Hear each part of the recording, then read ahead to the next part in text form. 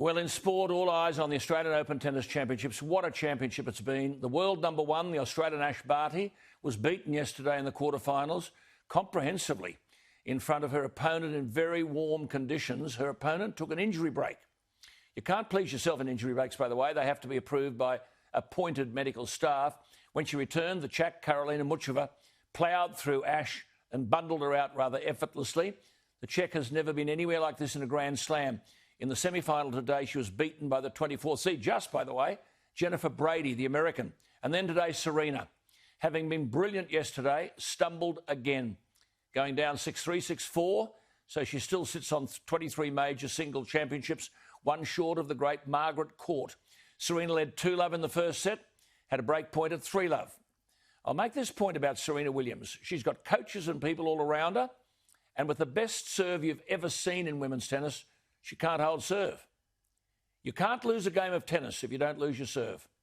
Last night, the brilliant Greek, Stefanos Tsitsipas, he's only 22, Rafa walked all over him for 2.5 sets, and then this very scholarly young man who reads poetry unleashed what I have to say, driving on both sides like I've never seen. Mark Philippoussis is one of the greatest players we have ever produced. A magnificent all-court game, a runner-up in the US Open and Wimbledon, and he won remarkable Davis Cup victories for Australia.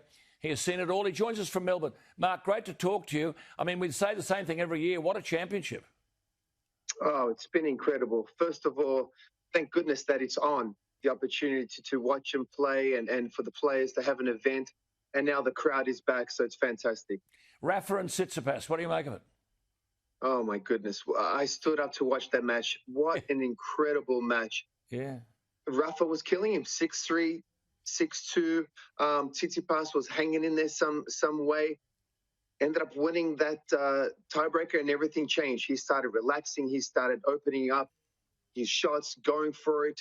Then Rafa was the one getting a little nervous towards the end. And Tsitsipas, the fact to come from 2 sets to love to beat anyone is difficult, let alone Rafa. Absolutely. It was an incredible achievement. Absolutely. Then Serena, sensational against Halep, the Wimbledon champion 2 days ago. Serena today. I mean, it was a different Serena today, unfortunately. I think she looked very relaxed all tournament. I think today the nerves got a hold of her. I think maybe putting a little too much pressure on. She was 2-love up, break point for a double break. Didn't manage to break. And then all of a sudden things started falling apart. Yeah. You know, couldn't really make a shot. No. And then she broke back in the second set looking, okay, this could be it. And then got broken again. And then, I mean, you just got to say too good to Osaka. Yeah, absolutely. Barty and Muchova, this is a remarkable lady, this Ash Barty. They tried to goad her into blaming the injury break taken by her opponent. And Ash Barty said the timeout was within the rules. She's within her rights to take that time. They're the laws of the game. We have these medical timeouts for cases that are needed. Obviously, she needed that today. It's completely within the rules for her to take that. I don't write the rules, I abide by them. Tell you what, special comments, aren't they? Isn't it refreshing? Yeah. So beautiful and refreshing. Again, every time she's winning tournaments, she was number one in the world, Grand Slam, she's always talking about we, my team, we.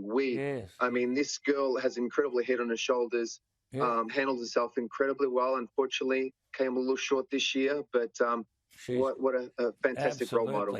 Well, now tonight, Novak and this Russian, Aslan Karatsev, I mean, he's beaten a stack of people. He's 27. Hardly anyone knows him. He's never qualified for a spot in a Grand Slam until this one. He's currently 435 in the world.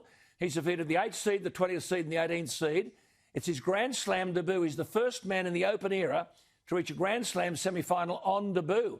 He speaks fluent Russian, Hebrew and English. And, Mark, he can play.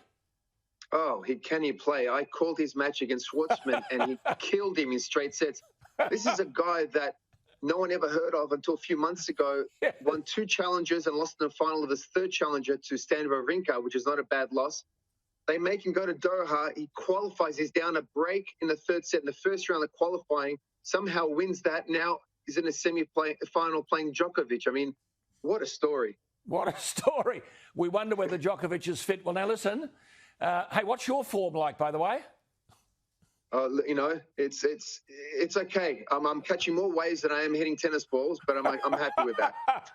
Hey, Mark, great to talk. I think Medvedev will beat Tsitsipas tomorrow night and win the title? Look, I mean, you're not far off. He definitely has the game to go all the way. The great news is Tsitsipas has actually 2 days off to recover to play. Hopefully, it makes a difference for him. But we'll see. I mean, Medvedev, my God, is he tough to play. Tsitsipas is going to have to play like he did in the last 3 sets and gets rougher. Yes, he's won 19 in a row. Great to talk to you, Mark. Always great to talk to you. Enjoy it down there. We've got problems of getting there, but we got the television. We're grateful for that. Talk to you soon. There he is, Mark Philippoussis. Wonderful to talk to him. Lovely person and a great player.